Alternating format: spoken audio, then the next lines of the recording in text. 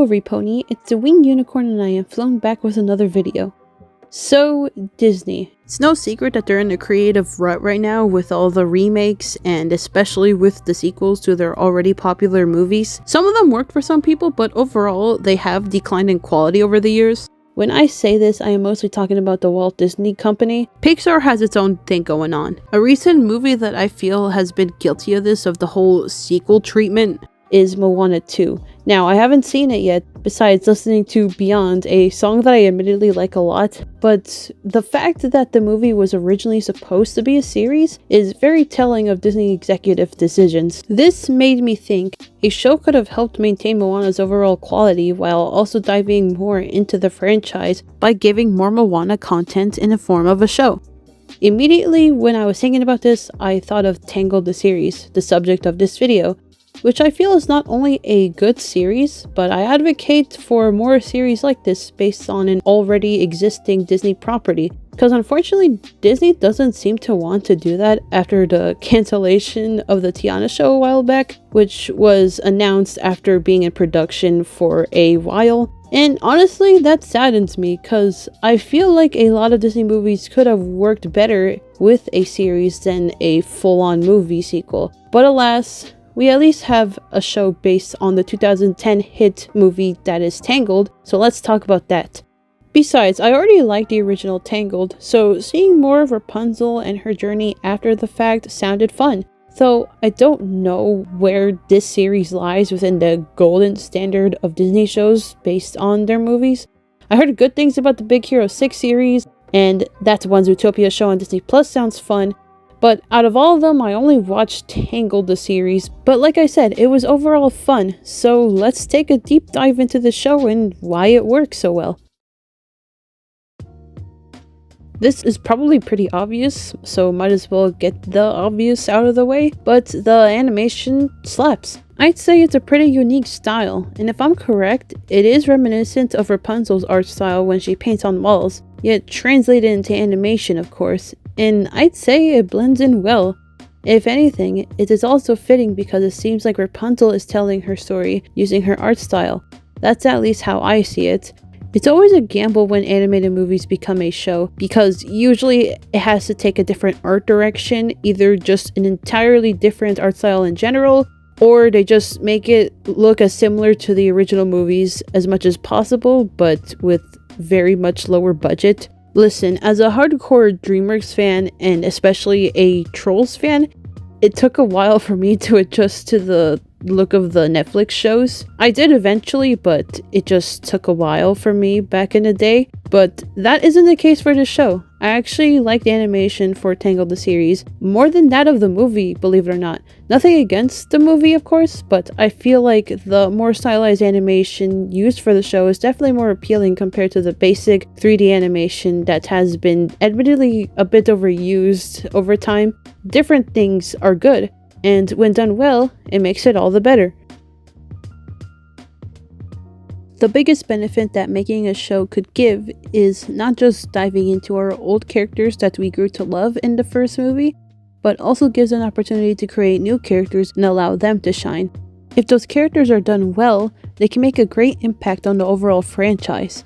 And I feel Tangled the series took advantage of the time that they had with this show rather expertly when it comes to developing these characters. Let us break down each one.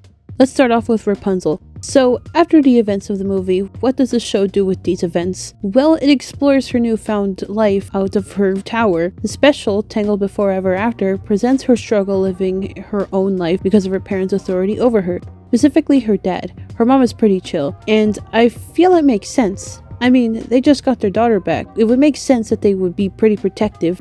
But throughout the season, despite plenty of instances where Rapunzel was able to get herself out of any predicament, the king is still overprotective of her. Classic, father behavior. And this is due to Rapunzel getting her hair back after she touched some mysterious rocks after her date night out with Cassandra, where they explored the outside world. Cassandra is her new best friend, by the way. We will get into her in a minute. Anyways, once Rapunzel's father finds out, he is even more protective throughout this season. It was not until the end of said season where the king realizes that no matter what, Rapunzel's not giving up on her kingdom or anyone, and once she proved that she can handle herself after saving her mother from this season's big bad that is Varian. Another new character, the king grants Rapunzel the freedom to not only live her life but follow the mysterious rocks that appeared after making contact with them in the beginning of this season. So for the rest of the series in season 2 and season 3, we get to explore that. I will get into the aspects of the show's lore and why I think it was well told. I feel that this was an interesting step for Rapunzel. The fact that this show not only properly carried on with Rapunzel's journey of healing and becoming her own person, but it also adds on to Rapunzel's destiny and potential purpose.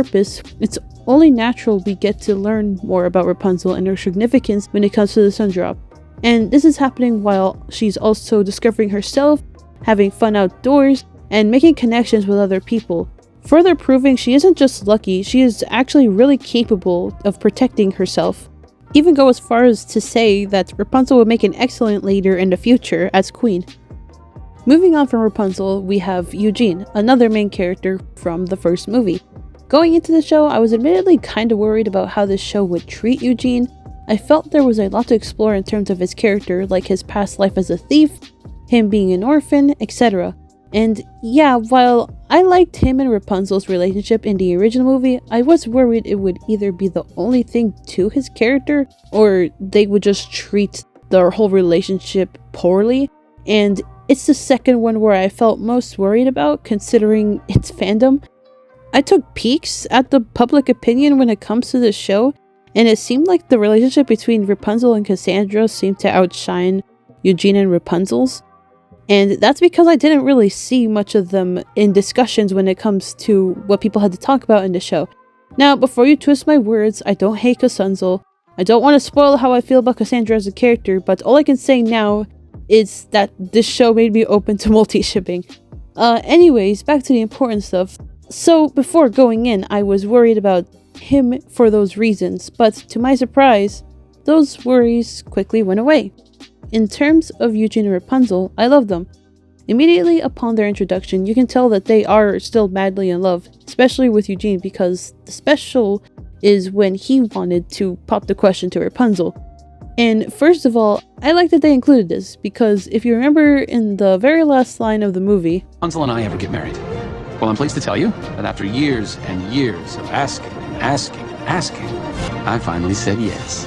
Eugene. All right, I asked her. You know that this is obviously a reference to that, and he tries to pop the question multiple times too throughout the series, like the line in the movie said.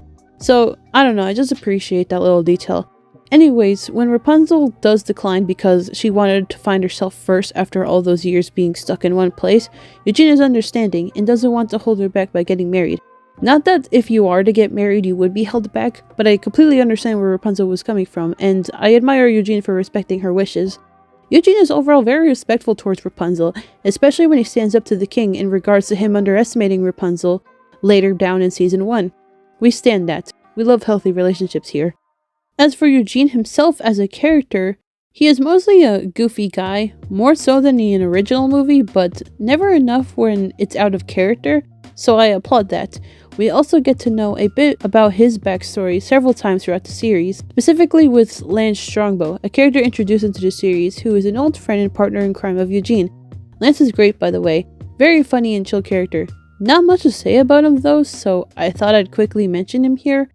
We get to see more about Eugene and his full transition to redemption, with making up with a stolen item from the queen, becoming a guard and servant to the king to prove he is no longer a thief, even helping these two kids from going down the same path he did when he became a thief. It's great to see that he's trying to help others from becoming the thief that he became later on. Oh, and we are introduced to his dad, who ends up being the king of the Dark Kingdom. This will make sense once I get to the lore section of the video, but overall, good stuff when it comes to Eugene's character.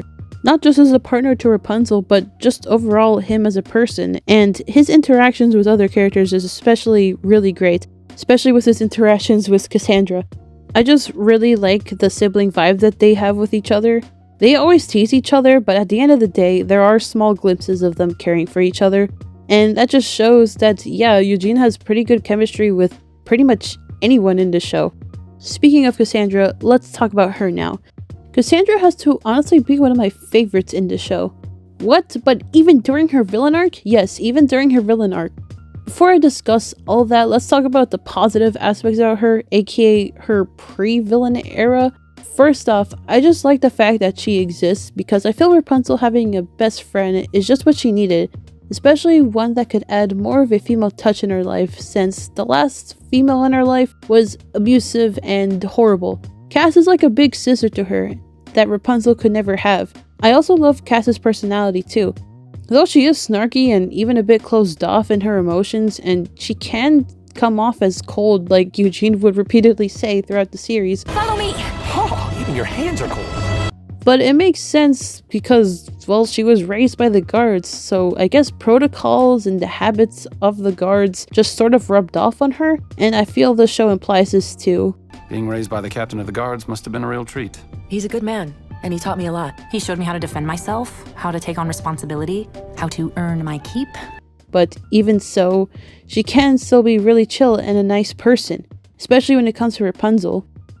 It's these little glimpses of herself and just having fun, whether be it with Rapunzel or just with anyone, that really makes her character stand out to me. So I feel it's a good contrast of being a genuine person and also having her own stuff to work out. Her motivation consists of becoming a great warrior that she is so determined to be, and even has her own I Want song that expresses this, which explains how she could never really get the chance to be the glorious warrior that she wants to be because of all the people around her who make that chance impossible, particularly with Rapunzel, and throughout the series we see this. Cassandra would repeatedly sacrifice any opportunity for Rapunzel, both because she is her lady-in-waiting, and so that's sort of her duty to protect Rapunzel and make sure she is safe at all costs, and because she is her friend. And though it was never Rapunzel's fault, after all she wanted was to think for herself because of her being sheltered for so long, and plus, she is going to be queen one day, so in no way am I blaming Rapunzel here because she deserves to be her own person, especially after all the stuff that she has been through. But in terms of Cassandra's perspective, Cassandra always felt overshadowed when she knows she has the skill and determination that should impress people, but people always seem to praise Rapunzel. And I feel this is what most people forget about Cassandra when it comes to her character. Her resentment has been building up the whole series, and dare I say, pretty much her whole entire life. The whole Mother Gothel thing was just the final straw for her.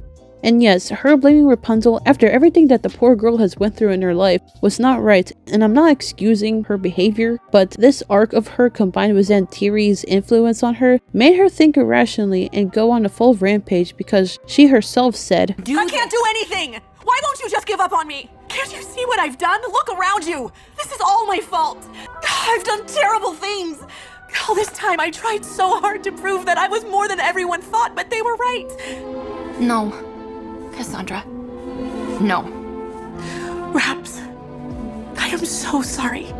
I could go on and on about Cassandra because I feel she is a very interesting character, and she's overall more complex than the fans of the show give her credit for. And I feel you really need to dissect Cassandra as a character to really understand where she's coming from. Again, not excuse, but understand. And I gotta give it to the show for giving this much complexity to a newer character. So let's go to the fan favorite Varian. Fitting that I talk about Varian right after Cassandra because, in all honesty, there's a lot of similarities to them, and I find it weird that the fandom favors Varian over Cassandra when there are more similarities and they just happen to be villains at the end of each season. So Varian, upon his introduction, is a very cute and nerdy little guy, and he's very enthusiastic about helping Rapunzel and Cassandra when it comes to Rapunzel's whole hair dilemma. And Varian is also very ecstatic to everything else around him, even with both Eugene and Cassandra. With Eugene because he's actually a really big fan of Eugene, which is kind of surprising.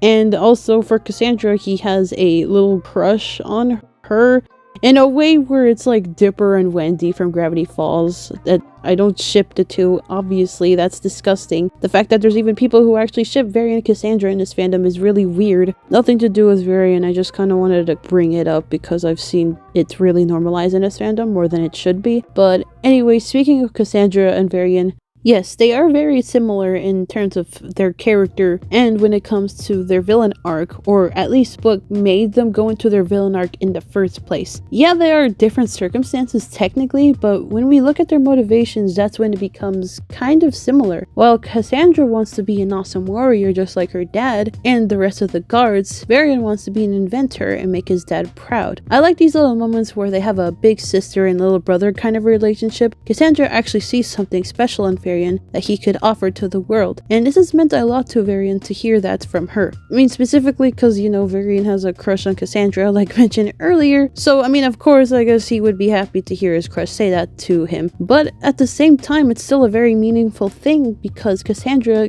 dare I say, probably sees herself a bit in Varian in one way or another. So though their interactions were kind of limited, I do appreciate them a lot, and I really appreciate when Varian tries to help Cassandra, or at least tell her that she is going through the wrong path when she is in her Moonstone era.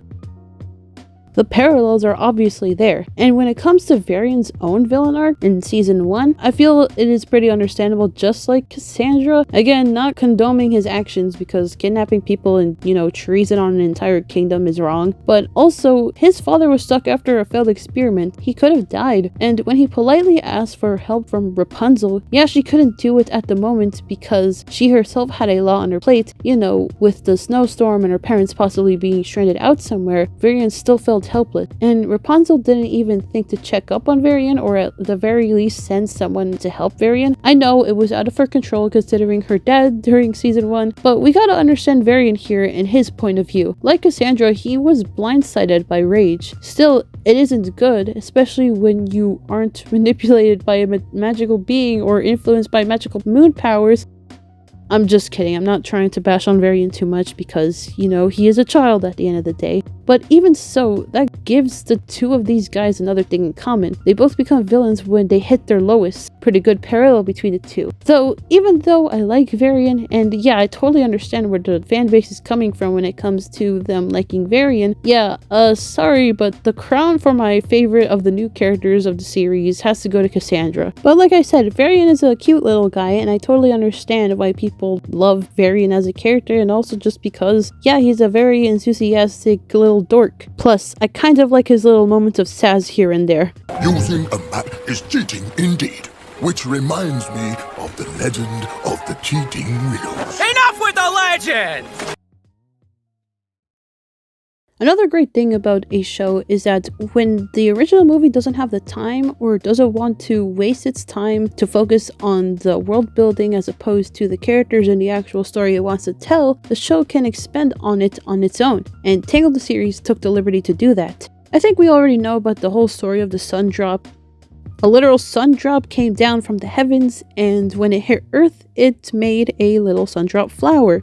And it's this flower that was able to save Rapunzel's mom's life, and how Rapunzel even got her powers in the first place. Now, in terms of the movie, yeah, I don't think it really needed to spend its time on how the flower even came to be, or what other magic or I guess background knowledge we need to know about the sun drop and overall magic that is presented in this world. But this show was able to explore it in a pretty creative way. To sum up, basically the sun drop wasn't the only thing that has enchanted powers. There's also a moonstone that does something similar, except it's the exact opposite of the sun drop. Instead, it destroys. And considering the opposite forces that these stones have with each other, and when they are brought together, they become even more powerful, it kind of reminds me of the Miraculouses from Miraculous Ladybug when you get the ladybug and cat Miraculous. Except done better, of course. So Zantiri, we talked about her a little bit and how she was a contributing force to Cassandra's overall villain arc, but let's talk about her once again to really get into her lore. Zantiri was once human and a friend of Lord Demanitus, an inventor. In the show, he sort of reincarnates into a monkey who follows along with this shaman lady that appears every once in a while, especially during season 2. But in terms of Demanitus, when he was human, Demanitus and Zantiri were on a quest to find the sun drop and moonstone. However, Zantiri wanted the two stones all for herself. This caused Zantiri to betray Lord Demanitus, She confronted Lord Demanitus, and Demanitus, knowing he couldn't stop her, used a large portal he had built to trap Zentiri in another realm. Demanitus succeeded, but Zentiri vowed that Corona would be destroyed. Saying this out loud is kind of a lot to newcomers of the show, but it definitely gives context to what the Sundrop and Moonstone do. The concept that the Sundrop has an opposing force, or rather arguably a complementary force, is intriguing to me. And all this magical lore stuff actually isn't very outlandish considering the world that we already know. Rapunzel's powers literally heal the hurt or sick, and these powers are ignited anytime Rapunzel sings the song in the movie. The show even took the liberty of the origin of the song in explaining that the song is an incantation of just one half of a magical artifact, and for the Moonstone it has a similar incantation, but except it destroys and brings death to all living things. Again, not trashing on the first movie because it didn't really go into detail as to how these magic stuff work, but it didn't need to be. And that's what's great about a show, is that you can really twist up the entire lore as much as you want. As long as it makes sense, of course. And I already said how there was already magic presented in the first movie, so this whole thing really isn't outlandish, and I'm proud that this show is really creative enough to explore the ultimate power that is the Sundrop. Moving on from the whole Sundrop lore, the show has several instances of adding lore to its characters, including Rapunzel's parents. The whole process behind retrieving the Sundrop flower to heal Rapunzel's mother, which I feel really demonstrates the lengths that Rapunzel's father would go to save his family. Though he isn't perfect, it just shows his determination and loyalty to his family. And Eugene having a father who is a king of the Dark Kingdom where the Moonstone is found, yeah, I guess that could sound outlandish to some of you, but I don't know, it just kind of worked in this show. And yeah, it's a whole other lore drop for Eugene as a character, but Eugene was introduced to us as not just a thief, but also explained that he was an orphan. So explaining and even diving into Eugene's parents and who they are doesn't seem super outlandish, even if he does ended up being a king of some sorts. So yeah, not the most outlandish thing in the world, so I'll take it. All of these, it doesn't really harm the world that we kinda knew in the original movie, because we technically didn't. It was mostly about Eugene and Rapunzel, and Rapunzel's whole journey of finding freedom. And so, in a way, we are like Rapunzel in terms of learning more about the world around her, in a world that we too don't know much about. Just like Rapunzel, we were just learning as we go. And that's what I feel made this show fun to watch. Yeah, what do you expect? The songs were bangers. You expect it because, you know, the first movie had a lot of bangers, including When My Life Began, At Last I See the Light, Mother Knows Best, etc. And luckily for Tangled the Series, the songs in this show did not disappoint. Songs like Wind in My Hair, which is the intro song, which I feel gives a pretty good tone indicator for the overall show in general when it comes to Rapunzel's journey. Nothing Left to Lose, which I feel is an amazing duet between Cassandra and Varian. Two characters I've already explained have really obvious parallels in their arcs. Waiting in the Wings, a really great I Want song for a not main protagonist, but it really shows Cassandra's motivations and her wants as a character. Crossing the Line, a really great introduction to Cassandra to her villain arc. I'd Give Anything, where Rapunzel expresses her sorrow losing Cassandra as a friend, and also a very shipping fuel loaded song, I must admit, and especially the greatest song in this entire series, Ready as I'll Ever Be, of course. All of these songs are great, and I'm pretty sure there are other songs that are great in the series too that I can't name at the moment, but these just so happen to be my favorite. And you know you were doing right if a song manages to be popular outside of the fandom. And that's the thing, manage to make a huge impact with your songs that you have in your show. Hire the right people to make them, specifically those who are made for musical shows and not just pop music. Looking at you, Wish. Try to use songs to really amplify what is happening in specific songs, whether it being a duet, a villain song, an I Want song, etc. And this can only be accomplished once you understand your characters and their motivations, feelings, wants, and needs. And like I said earlier, I feel the show did that pretty well. So 10 out of 10 soundtrack. Songs were just as good as the ones in the movie. Tangled the Series proves that there is a smart way to continue the world and even the story of your movie without over-milking your franchise with sequels that will most likely have huge restrictions due to time or even executive decisions when it comes to theatrical releases. Granted, is this the only way? No, but looking back at Disney sequels like Moana 2, Frozen 2, Wreck-It Ralph 2, it's obvious that either more time was needed to truly make a better expansion of an already established world, or maybe they just don't need to be expanded on. Like I said, Tangled could have very much expanded its world, and I feel the show did it very well. If only Disney could make another show like this, and it seems like they forgot about the show. I mean, they didn't go through with the whole variant spin-off comic series. I would kill for a spin-off. Heck, even a Cassandra spin-off, because the show ended with her leaving and finding her own adventures. I would have loved that, and seeing as how they gave up on that Tiana show announced a while back, it doesn't seem like they ever plan on making another show based on their movies. At least for a while, which is very unfortunate, but hey, at least Tangled had a good run, and I'm grateful that a show like this exists. I just wish that they could make more, and hopefully one day, they will. Thank you for watching. Comment down below if you've seen the series and let me know what your thoughts about it were. Liked it? Hate it? Let me know. And who was your favorite character? Tell me in the comments. Anyway, this is the Winged Unicorn and I gotta fly away now. See you all in the next video. Bye bye.